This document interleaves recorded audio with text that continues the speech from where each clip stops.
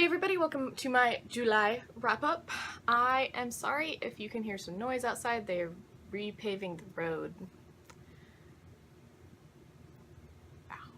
Sorry about any terrible noise besides the normal static that you probably hear from my not so 100% amazing equipment. Shall we begin? The first book that I read this month was The Catcher in the Rye by J.D. Salinger. This book is about a kid named Holden Caulfield who, like every other person in the universe, is trying to figure out where they belong. He's also trying to get away from all the fakes, which we can all relate to. This book is absolutely flipping beautiful. But not because of that, because that in and of itself is not that special. It's beautiful because he learns, spoiler, skip a few seconds if you don't want to hear this. He learns basically that he's a catcher in the rye. But you have to read to figure out what that means. So, teaser. The next book that I read was The School for Good and Evil by Soman Chainani. And I think I'm pronouncing that name correctly. Sorry. It is about these two girls who are kidnapped and taken to a school for good and evil where they will be raised to be either evil or good.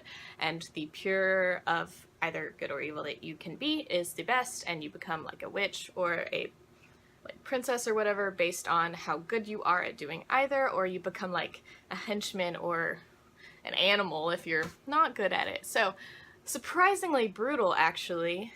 Very cute story for the most part. Towards the end, though, the plot kind of went haywire for me, and the ending didn't really make sense with where I thought the rest of the book was going.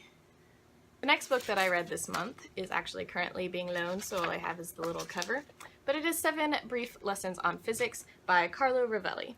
And this book is basically just a really short history of and lesson on physics, on a difficult concept actually, and it does so very eloquently. I don't know if you've heard the name Michio Kaku. If you haven't, look up Michio Kaku. But he's kind of like that, where he's really good at explaining difficult concepts in a way that the layman can understand. Now, I have a bit of a physics background, so I don't really know that I learned, per se, anything in here, so maybe if you're like a pure physicist, this would still be an enjoyable read, I think, but maybe not educational. However, for your average person, this is a really good read. I've already lent it out to my parents, actually, and my mother is really enjoying it, so there you go. The next book that I read this month is The Haters by Jesse Andrews, and I have the Lestrand side. The Lestrand.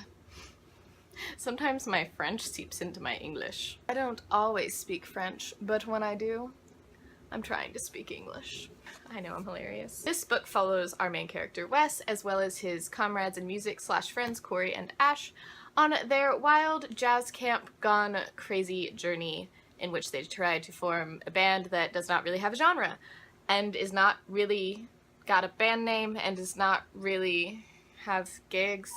The book itself is actually something I would consider true literature, and not just some random YA thing trying to be really cute, which I'm usually not a big fan of. Not to say that there's anything wrong with a good, cute story, I just tend to feel like with young adult they've become tropes. So I am very much enjoy something like this. However, probably the most vulgar / explicit YA book I have ever read. That's saying something considering I just read The Catcher in the Rye at the beginning of this month, so fair warning on that, but if you can handle the vulgarity, definitely a suggested read. It's a really good book. The next book that I read I am absolutely flipping fanatic about, and that is An Ember in the Ashes by Sabaa Tahir. Oh my gosh.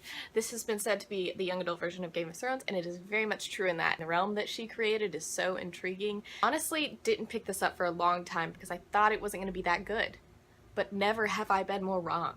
This book follows our two main characters, Elias and Leia, a soldier and a slave respectively, whose paths intertwine in a way, frankly, I could not predict at all, and were completely intriguing, and all of the suspense and all of the cliffhangers, oh my goodness. As far as plot goes, saying anything more would be a bit of spoilery.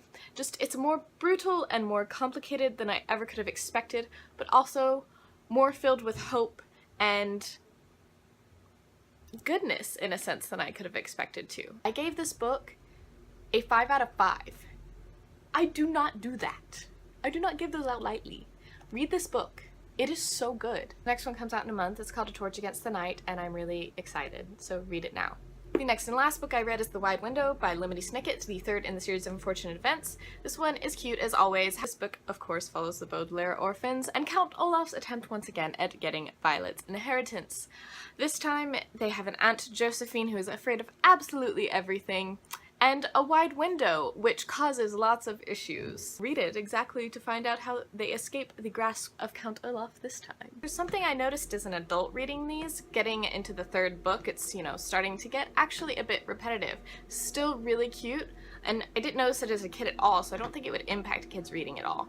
However, as an adult, I'm sitting here getting slightly annoyed at some of the... repetitive isn't even necessarily the right word. Some of the basicness of it. But it's still really good, and I'm still really excited. I'm hoping, you know, as I get older too, as the books continue, that it will continue to be very intriguing, because I don't really remember much past the next book, actually. So, yeah. I'm really excited to actually get the book that I'm getting today, and I will discuss in this weekly vlog thing that I seem to be doing. Thanks for watching. Like and subscribe and comment and all that jazz if you liked it. That's all for now. Cheers!